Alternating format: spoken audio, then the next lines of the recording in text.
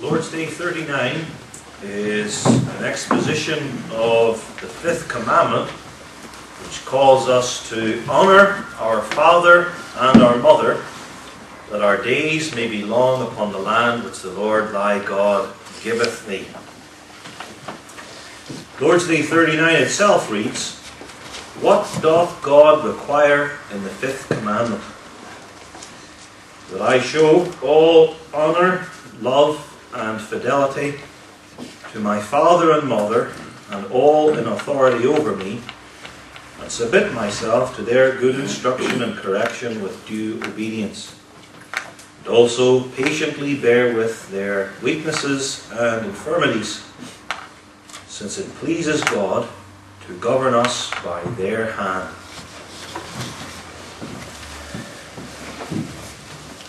What is, beloved, the calling of the Christian life as summed in our Heidelberg Catechism?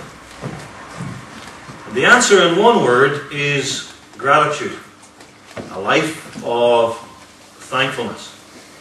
That is, if we live as those who are grateful for what God has given us in the cross and resurrection of Jesus Christ, we have lived and are living a godly, faithful Christian life.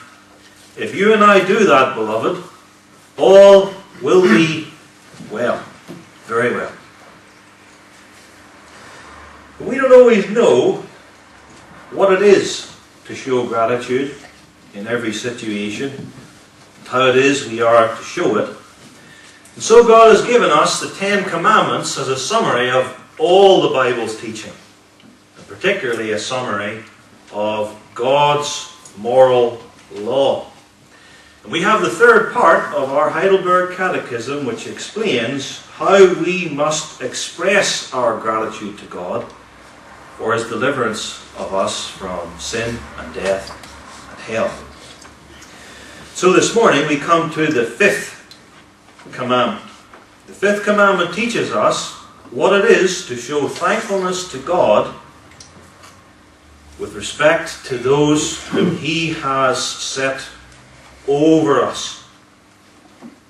Being grateful to our Saviour is showing all honour, love and fidelity to father, mother and all over us, submitting to their good instruction and correction with due obedience, and patiently bearing with their weaknesses and infirmities.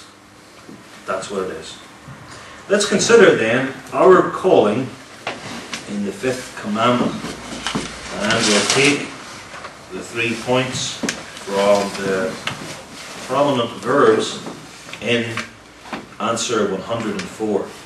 Our calling in the first commandment is: first, honour those in authority; second, submit to their good instruction; and third, bear patiently with their weaknesses.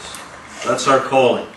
Honour those in authority, submit to their good instruction, and bear patiently with their weaknesses. So who are those in authority over me, and how did God put them there? Let's consider first of all authority in the home, which is where authority started, because God first created the home in the Garden of Eden with Adam and Eve before other institutions developed out of the home. Moreover, this is specifically mentioned in the first commandment, the fifth commandment. Honour thy father and thy mother. And this is specifically mentioned in Lord's Day 39. Father and mother are the only specific instances of authority figures mentioned here, but others are covered in the catchphrase, "and all in authority over me." God, in other words, governs us through our parents. Ordinarily, in our development of our lives, from our entry into the world and the next many years, our parents are the first figures of authority with whom we come into contact. And this, of all the 10, is the number one commandment for covenant children. Honour thy father and thy mother. Do that, and again, all will be well. Do that every day, especially when you're tempted to disobey and stiffen your neck. How is it then that parents come to have authority over us? Or to ask the same thing, how does God place them over us? The answer is that God puts your parents over you through their giving birth to you. That's very simple. Your father begets you, your mother bears you, and there you are, little child. God has appointed and tied your parents to you. Through this act of birth, God says to us, I have put this man and this woman over you. You must submit to the authority of your parents. That's the main way that God does it. There is another way, adoption. Adoption isn't a natural birthing process, but a legal process. Through that means, God gives authority to your adoptive parents over you, so that you must now submit to and obey them. The other authoritative figure in the home is the husband. Parents have authority over their children. The husband has authority over his wife. And if we ask that same question asked earlier, how does God give authority to the husband over his wife? The answer is not through the act of birth, but through the act of marriage. At marriage, God does two things, so to speak. He makes one man and one woman into one flesh. And he also, and thereby, makes one man the head of that one woman. And this is what a wife is doing on her wedding day.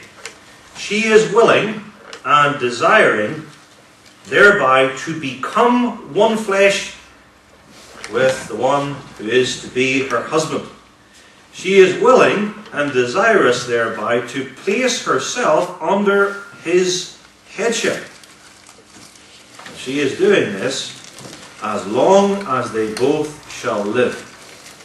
This is the desire, this is the effect of marriage. This is what not only young single men, but perhaps now especially young single ladies must understand that courtship is all about. Courtship is about, of course, getting to know the man. And getting to know the man, specifically asking these two questions. Do I want to be one flesh with him? If the answer to that is no, of course, then you break up. Do I want to live under his headship? That's essentially what you're doing in the dating or courting process. In effect, you're asking yourself, will this man lead me in the ways of God's covenant? Will being married to him bring me closer to my spiritual husband, Jesus Christ? The way to answer that question is, does my courtship with him currently bring me closer to the Lord? That's the issue. And not only is there authority in the home through the authority figures of parents, they have either children, and husbands with regard to their wives, there is authority also in the workplace. And of course there is. There's authority in all relationships that God has appointed for human beings. Your employer, to speak the obvious, is over you.